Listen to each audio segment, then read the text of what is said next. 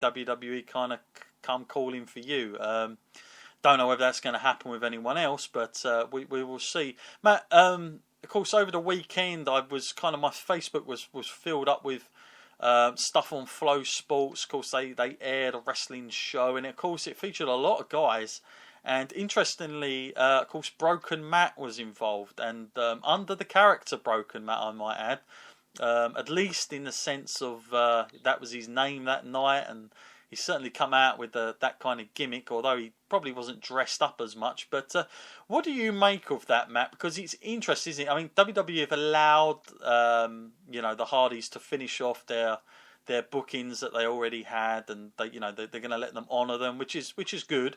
But are you surprised that WWE are not going to do it, but other indies will? Seems a bit odd to me.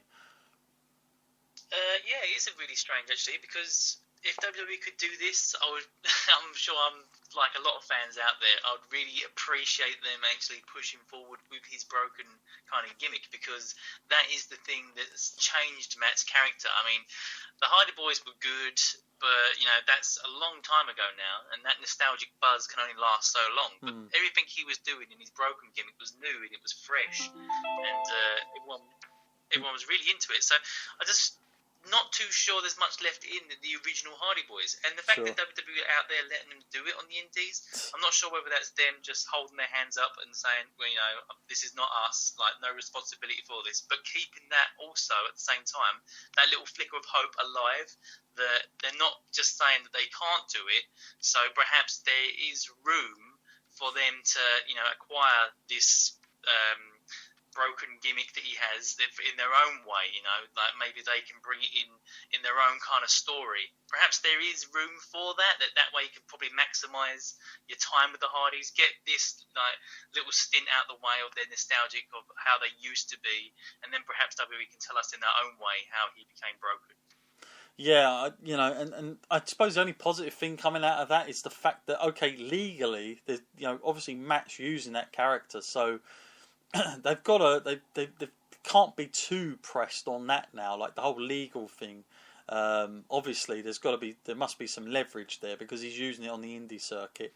It was still getting streamed, so you'd feel that WWE could definitely use it. I mean, it's certainly an option there, which will be interesting. But obviously, everybody at the moment is hoping that WWE are just stalling it a little bit, and maybe they want to kind of make their own version of Broken Matt, even though it's literally going to be like TNA's first creation. But I mean, I think WWE just want their own. They kind of. I think WWE, in a sense, maybe they are wise to kind of play out where you'll get that transition into the Broken Matt thing, and maybe that's part of the charm, is that they can have their own version of it all happening again and get their own buzz out of it. Whereas if you just have Broken Matt there, he's kind of already him. Although it would have been fantastic, let's put our hands up there. But I guess WWE can have their own little spin on it, in kind of feuding with maybe some of the other guys. But hopefully that happens. Definitely does seem a waste to have got him, and can't use him anywhere else. Listen, we get knocked sometimes because I don't talk about Impact enough, so I'm going to talk about it tonight. And Matt, spoiler alert, by the way, to everybody. So anybody, I'm going to, say a little spoiler here. So if you do watch TNA regular, and I know that they record quite backdated, so close your ears for the next minute or so whilst I discuss this. But Matt, the return on TNA, I saw it all over my pictures. Don't know what I really think of this, but it does seem like they're going back to the old ways a little bit here. Scott Steiner doesn't really set me on fire, and doesn't really make me think this Impact is any different at the moment. I'm starting to get the feeling and the vibe, Matt, that we may be going back into the old territory here of the way they were doing things originally, and this is why they got where they got, and they was in so much trouble. It did seem like they were going to be trying different things, and I know that they've set some deals up with Lucha Underground, and there's a partnership going on there with trying to use Rey Mysterio and of course Del Rio's there as well at the moment. But I mean, Scott Steiner, is it really worth? Is he even got the name power now in terms of TNA? I don't know. What do you think of that, Matt? And also the idea of their kind of signings. Like, I mean, surely they should be going for a lot more of these indie guys that have not been touched by WWE yet, rather than Scott Steiner. That was the interesting thing about TNA now, I guess. I guess they have lost a lot of their big names, and there's some really noticeable absentees there now. Like when you're looking about how they were a few months ago, and people like Maria Kanellis has gone, and Mike Bennett's gone, and but they've got a lot of new indie guys in. There is a lot of new ones. A lot of tag teams have came into it, and I think they're trying to establish another platform to really take off with the X division again. It's just like a whole rebuilding kind of process I think they're going through. I think they've cleared out a lot of the most expensive people, and perhaps like if they bring in these older people on a cheaper kind of deal, then I don't really mind that so much, because it might generate some interest, and people might take notice of TNA a little bit and go, oh, I remember that person. And a bit like the Goldberg effect, isn't it? When people heard that he was coming back. I know he's on a completely different level to Scott Steiner, but it's kind of that connection with the older wrestling, when wrestling was hip and cool, back in the late 90s, early 2000s, when everyone was into it. I think they still love making that connection, but they're just going for a whole list now. We had Matt Morgan return not too long ago, and Crimson popping up now in these promos. So I just wonder if it could be damaging in the long run. But for now, I think it's good to actually get a free bit of publicity like that, I guess, just to see how it pans out. I wouldn't sign anyone like that to a long-term deal, though. No way. Yeah. Interestingly, a lot of reports coming out. Obviously, Swagger now pretty much a free agent, and he's been very much praising Dutch Mantel, who of course is now at he's working with Anthem Sports. He's working in the backstage with Jeff Jarrett, and we know he's booking there. So the possibilities of him getting in touch with Jack Swagger is probably quite high. And in terms of Swagger, Matt, he's a guy in WWE that, arguably didn't get to where he needed to get, although he did win, the belt. And, he got to that stage. He kind of was one of those guys that in the end was just, doing nothing, I suppose. Do you think, could Swagger be like a Bobby Lashley for Impact Wrestling, do you think? Is he going to offer something different that he couldn't do in WWE, and would he be a go-to guy for you? Yeah, I mean, I think this would be a good move for him. Like, personally, he needs some of that TNA treatment, where he reminds me of someone like Christian, when he had all these like key abilities and all the talent. It's just not given that opportunity that really to run with it, and I think he could have that kind of effect. He could go down to TNA and actually get in the main event picture, perhaps even pick up the title. It's just, I think a lot of people used to compare him to the younger version of Kurt Angle. I mean, I know they're completely worlds apart as well, but there's no doubting that he has got that amateur background, and he has got those core skills and that kind of style. And I think, he's a big guy, deceptively big. And, going down there a bit like what Drew McIntyre did, or Drew Galloway, whatever you want to call him, and going down there, rebuilding your character, rebrand yourself, and then you can come back stronger. Yeah, sure. I think it'll be interesting. A guy that's been spoken about. I mean, this is an odd one, Matt. What do you think the idea of, Damien Sandow going back to WWE now for NXT is an odd one to me, Matt, and also why do you think it just didn't work for him in TNA in general? Cool, yeah, that is an interesting one. He hasn't been gone from WWE that long, really.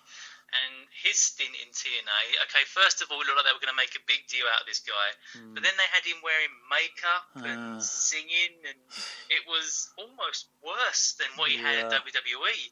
So I think whatever he's going to get at WWE isn't going to be that amazing. I can't see them looking at him thinking, oh, well, you're too valuable to let slip again. I guess he is going to be that kind of jobber kind of area again. And it's a bit of a shame, but it looked like whatever option he was turning to wasn't really panning out for him. But I think it might be a little bit too late now. Maybe he's been labelled with that kind of thing, and he is just a comedic kind of presence now. Yeah, for me, it was interesting when he turned up at TNA. They tend to always do this when they get there. When guys fall out of favour with WWE, and you hear about it a lot, and they turn up at TNA especially. And I think TNA have kind of boxed themselves in when they say, okay, you got a little bit of leeway with the mic. Go out and let the fans know your real emotions. Had WWE didn't, make you the guy and throw some shots in, some digs. But the problem is what they forget is that he was genuinely over at WWE. I mean, he was like one of the best received guys on the night. He would get one of the biggest pops on the night when he'd done the whole Miz kind of copying thing, and people loved that kind of stuff. And I was surprised the guy didn't get a push after that because he was so popular. But instead of keeping to that kind of character, now if he'd have come out doing some of that sort of stuff, I think he would have got on a lot better. But when you come out and you kind of, I've seen it so many times as well, when a guy, you can tell there's been problems with WWE, and they go there and they vent some of the frustration, but it almost becomes like a bitter kind of thing, and then eventually that wears down. And like Matt said, that character he got in the end was just worse than anything I thought he'd done in WWE. So, but again, TNA, they do have a habit of that. I mean, I'd hope if they do get swagger, that is the one thing they stay away from, because I think you gotta try and just focus on what your product is rather than anything else. And I think it's not just for Impact Wrestling, but it's also for the wrestler as well. I would say steer clear of that kind of stuff for my money.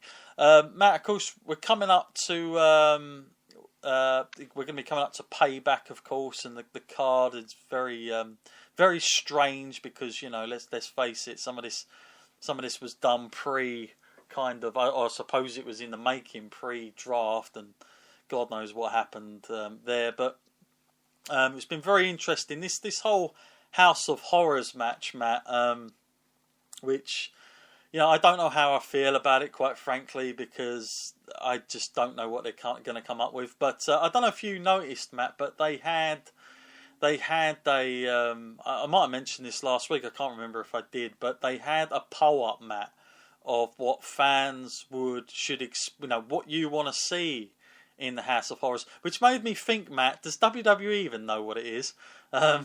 If they're throwing this type of stuff out on there. And there were things, of course, like, stupid things, like a spooky house was one of the options. Another one was a chainsaw.